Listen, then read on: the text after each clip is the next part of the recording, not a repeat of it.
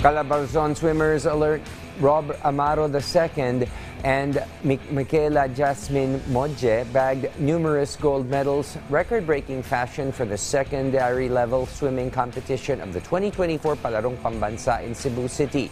Darren Oclares has the story.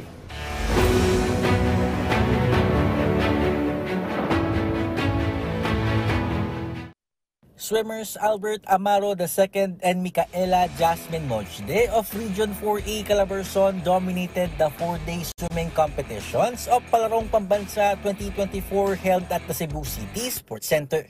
Amaro is one of the most bemedaled athletes at this year's games, winning 7 gold medals in the secondary boys and setting new records in the 50-meter butterfly, 100-meter butterfly, and 4x100 medley relay.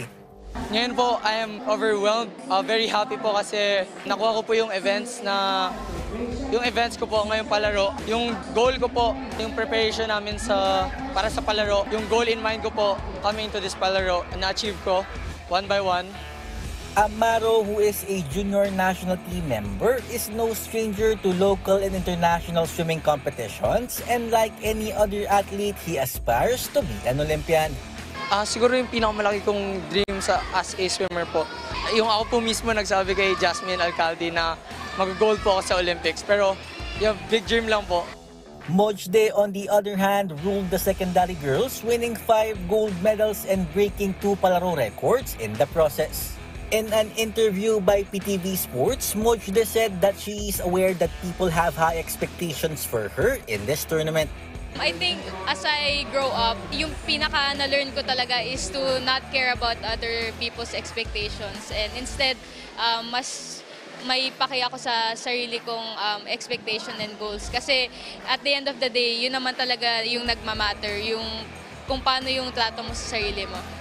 Modje also shared her plans following her last Palarong Pambansa this year.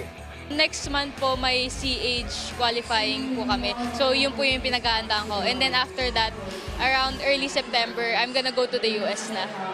Amaro, Modje, and the rest of the elite swimmers in this year's Palaro represents the next generation of Filipino swimmers that will continue to strive to bring pride and honor to our country. From the Cebu City Sports Center, Darren Oclares from the National TV Network for a new and better Philippines.